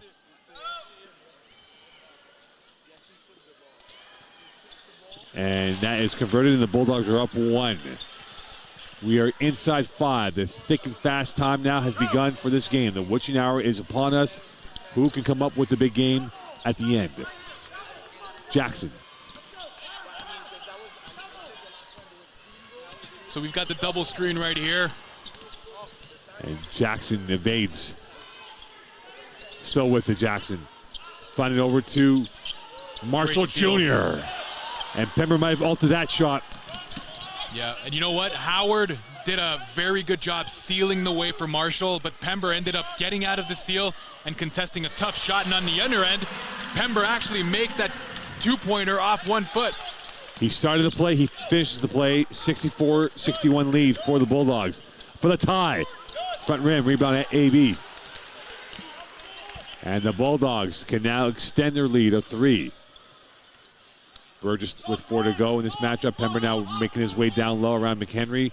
Howard there as well. And now it is McHenry who hooks Pember. And it appears with this smaller lineup now for WKU, could his zone be a factor at this point? Yeah, and you know what? Right now, I told you McHenry did a good job fouling McMullen on the previous play, but this time around, fouling on Pember, not very good. It's his 4th foul right now, so he's going to have to be careful the last 4 minutes of this game.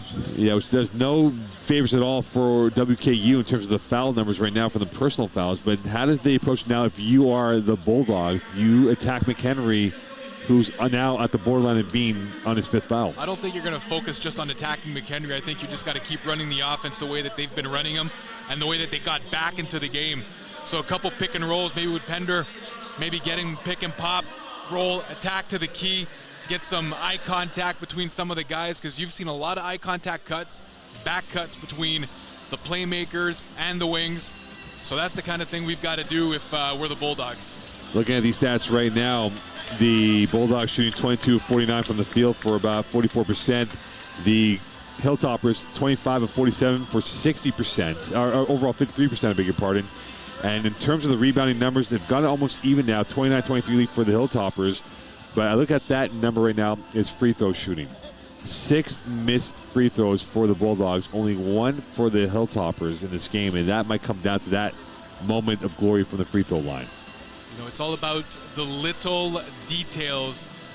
And when you end up having a game where it's down to the wire like this, it's a 3-point game, we've got less than 4 minutes to play, you start looking back at some of these little details where you messed up and leaving money on the line like you did with those free throws. Like you mentioned, 6 free throws are easy shots that you can convert.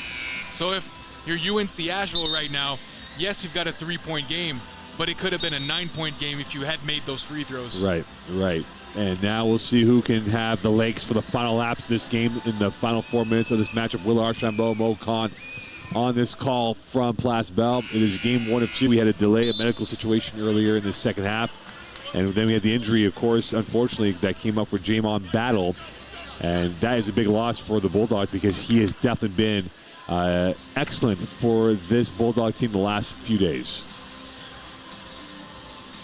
So Pember at the line. This season, he is shooting 80% from the free throw line from Knoxville, Tennessee. He did play at the University of Tennessee, transferred over to UNC Asheville, and he makes his first free throw attempt. And you wonder now, Will, is this where the Bulldogs start pulling away from the Hilltoppers, now up by 4? You know what? We've seen this, these types of run throughout this game. So no lead is safe, even if you got a 5-point lead for the Bulldogs right now. I've got a feeling WKU is going to put a lot of pressure on them, and they can come back with some high-scoring guys. Marshall Jr. Jackson taking over the controls of the quarterback position, looking for the killer pass back out to the far side. Here is Howard. 15 left on the shot clock. Lander in the game. Going in, pirouetting. Ambitious play, and that was a lack of finish by him on that play. And it's WKU chasing this game with 3:30 left, down by 5. Pender. Kalambe on him. Sidecar. Banks in. Kick out. And they want to slow it down. This is where you get to literally 3-minute offense here. Pember, backdoor, Banks, better finish. Once again, Pember with the great vision, but Banks with the cut to the basket instead of staying around the 3-point line. Oh, and right here, is that an offensive foul? It is. Jackson, good call for that. And once again, Banks performs offensively, then comes back on defense, takes the charge right into the chest. And you can just see the difference in the flow of play for the Bulldogs when Pember's out there. A facilitator, creator. He is the supply line for this Bulldog team so far. Yeah, and that's what we've seen throughout the regular season. If you look at the stats, like he's the guy, even though he's 6'11", close to 18 points a game, he's got 3 assists, so he's a playmaker. He's the kind of guy that loves having the ball in his hands and can distribute. And he's a fifth-year senior, right? That's so right. He's the kind of guy that has built experience in the NCAA, and his teammates and his coaches know it. Pember got stripped, well defended by the WKU, and back with his Newman. Jackson. Kalambe, he'll take it himself, in for 2. Great move by the Quebecer, Enoch Kalambe. And it's now a 5-point lead for the Bulldogs. 2:25 left in this ball game. 5-point lead for the Bulldogs, up by a score of 68-63. And it's Pember. Could he be the killer now and putting this game away for the Bulldogs? AB Trying to find an outlet. He does on the far side. Banks, whistle, foul. 2:05 left. Yeah, Newman ended up breaking the plane. Contact with Banks on that possession. And I like seeing Banks attack the basket that way. Staying aggressive, not floating around the three-point line, and trying to get the contact and get to the free throw line. So Banks at the line again, a high percentage free throw shooter this season. You mentioned before, he's the kind of guy that loves getting to the free throw line, close to 94% this last season at the free throw line. So every time he attacks and he can get a little bit of contact, it pretty much goes into his favor. And he hits on both. And a 70-63 lead for the Bulldogs over the Hilltoppers. Jackson in traffic, deleted away by the Bulldogs, and they are now in the narrative position of controlling the storyline. AB, and everything get foul, and there was a timeout called by UNC Asheville. So, Will, with 1:45 left in this ball game, how do they approach it now for WKU? Are they going to now start doing the foul stop game that we're going to have? I don't think we're there right yet. What we want to do is full court pressure. Make sure you force a tough pass. You know, you got about 10 seconds to bring up the ball up all the way up to half court. Maybe force a turnover, trap a guy in a corner of some sort. But after a while, you might have a foul, obviously, because you've got a 7-point deficit and we've got a 30-second shot clock. And with that, we'll see some of the highlights here. Drew Pember at the center of the storyline, finding a beautiful pass and a better finish coming in from Banks. And on the return play, Kalambe. Very strong move on that possession for Enoch Kanambe. And now timeout's called on the court here with 1:48 left in this ball game. And when you're down by this scoreline of 7, how do you break it down for your WKU? Are you looking for the 3-point shot? Are you looking for the 2-point shot? How do you look at it from a smaller micro perspective? Yeah, you're not going to chuck threes. You know for a fact that's not the kind of strategy they've had during the entire season. Tonight they're 2 for 11, so they're not the kind of team that wants to get these 3-point shot up. What they want to do is they want to attack, run maybe a pick and roll between McHenry and Howard. You've seen Enoch Kalambe being very aggressive as well in terms of attacking. So second chance opportunities could also be beneficial for WKU, especially if they keep attacking. So a pattern has developed here for the Bulldogs. It's pretty much a 6-man rotation right now. Drew Pember has all the bench points for the Bulldogs. Whereas we look at WKU, they've gone much deeper in their bench. Both teams have 4 players at 10-plus points in this game. But the key number that I'm looking at right now is going to be that shooting percentage. Both teams are shooting very well. 52% for the Hilltoppers, 46% for the Bulldogs. But right now, the WKU offense has to get some converted baskets moving forward. But Mo, who's taking care of the ball? 18 turnovers if we're WKU. Yeah. And then look at the rebounding, 29-25, so almost even in that sense, though. But that's going to be key now. Who can protect the ball and move forward here as we are in the final 108 seconds here from Place Bell for this matchup. Bulldog ball, end line. 1:48 left, 22 left on the shot clock. AB, the inbounder. Burgess. And he will take a ride around the area. And now at the logo, they are in control of the clock. Here is Pember back towards net, and he's hooked. And there was miscommunication with Kalambe and Lander and how that played out. And that's his 5th foul right there for Lander. So the coach is going to take the 30 seconds to talk and regroup with his team. And the bodies are starting to really thin out here in terms of the options on the bench for both teams. And for Western Kentucky, they'll have to bring on Dante Allen for the remainder of this game here. So Allen will come on. A quick conversation with 1:37 left in this ball game. Western Kentucky down by 7 to UNC Asheville. Allen coming in. Lander done for the day. And could there be a chance for WKU to get back in this ball game? And Drew Pember trying to add a bit more of an insurance policy to the lead. And, well, if he hits these 2 free throws, it ends up now being a 9-point lead. He's the kind of guy that makes those free throws, 80%, like you mentioned before in the regular season. So made the first one here. No pressure. 5 years in the NCAA kind of gives you confidence, especially at the free throw line. And he shows why he's a diamond among the crown jewels with UNC Asheville. Jackson with it, and now it's go time. Cunningham on him. Jackson in the paint. Kick out, open three. Allen, they need it. Misses it. Rebound, reload. New 20. Jackson swings around the protractor. Here's a launch from the center arc. Front rim, another miss. And a recovery by Cunningham. And now they're 2 of 13 from three-point range today. Mo, you asked me what WKU was going to do, and I said they aren't going to shoot some threes. They actually shot 2 threes on that possession right there. Came short to both of them. And because of that, they have missed 11 so far today. AB. Pember in no hurry. He gets fouled by Jackson with 53.3 left, 9 left in the shot clock. So a third personal on Jackson, and the racetrack now, Will, is really getting shorter and shorter for the team in red. Yeah, it'll be tough to come back in this game, especially with Pember shooting free throws number 7 and 8. And he's perfect on that one. And because of that, they're now up by 10 with 53.3 left. You know, WKU will play to the end here, but at some point, this game is trying to get away from them late in this matchup. And they're up by 11. Jackson, timeout called by WKU.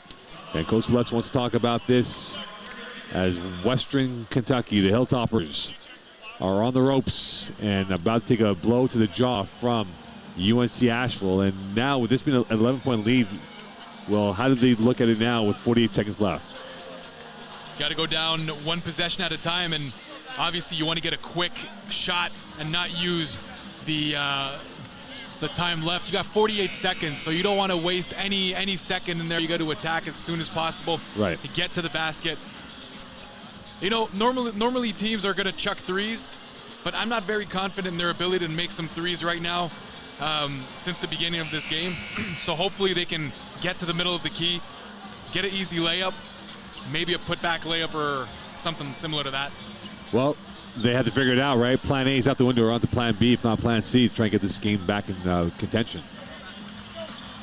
And the referee is still going over a situation that happened before with 48.6 left. And still a conversation ensuing with the two referees.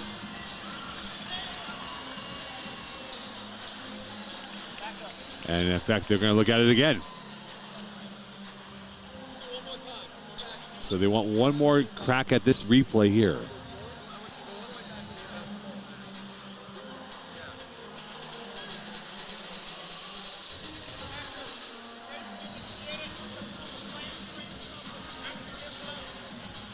You wonder, well, what they're talking about right now that required an extra set of eyeballs to look at the replay again.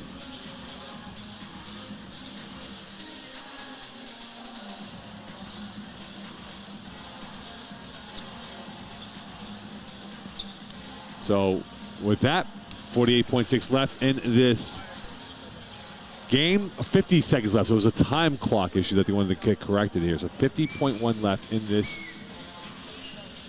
And they just added another 2 seconds to the shot clock. So a bit of a lifeline here for WKU. Jackson the inbounder. And with it now is Marshall Jr. Back over Newman. Pember on him. And a foul as well. And that will stop play.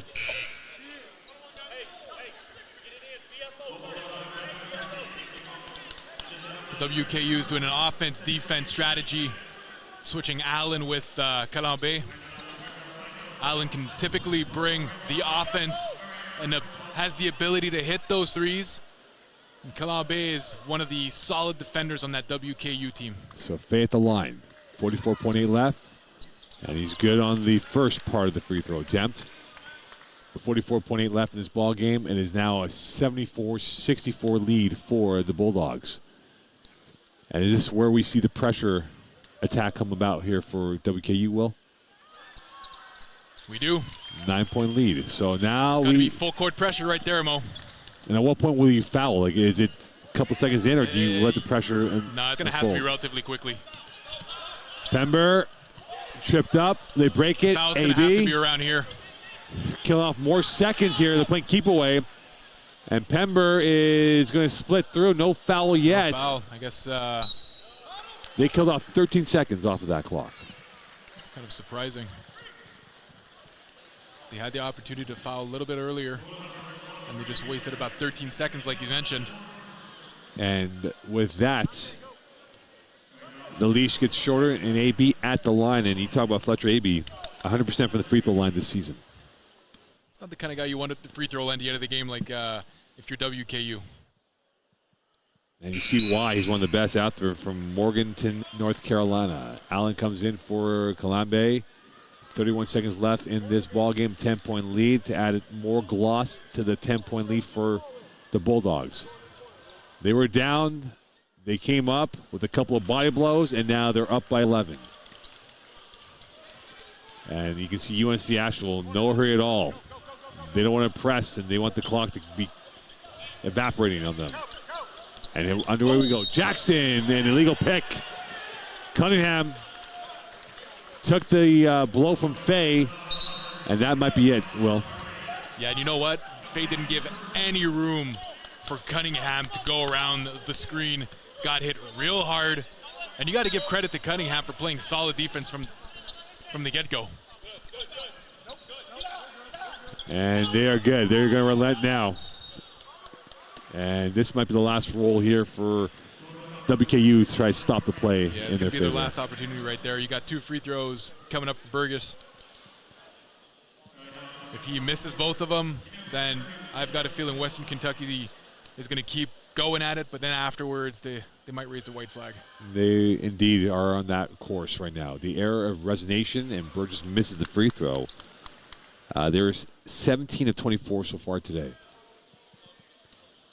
And that's been their calling card. The free throws have got them back in the game. And he hits that one. 77-65 lead for UNC Asheville.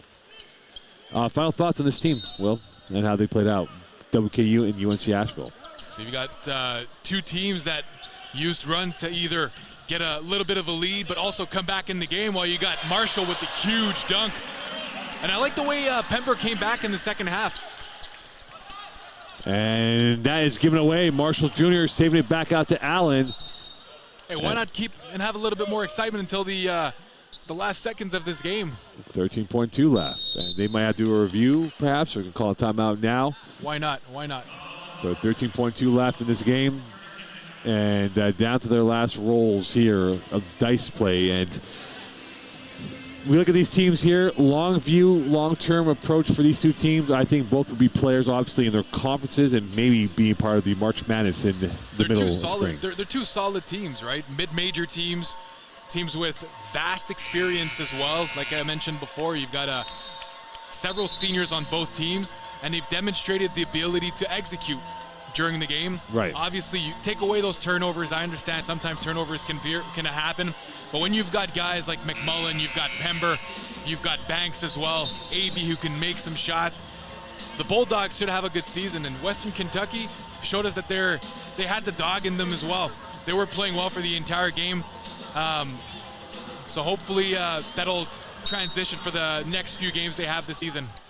Allen for 3. Pember rebound, and that will do it. UNC Asheville will end off the Canadian Tour with a 2-1 record, and WKU will come up empty on this opportunity here as UNC Asheville wins over WKU here from Glass Bell.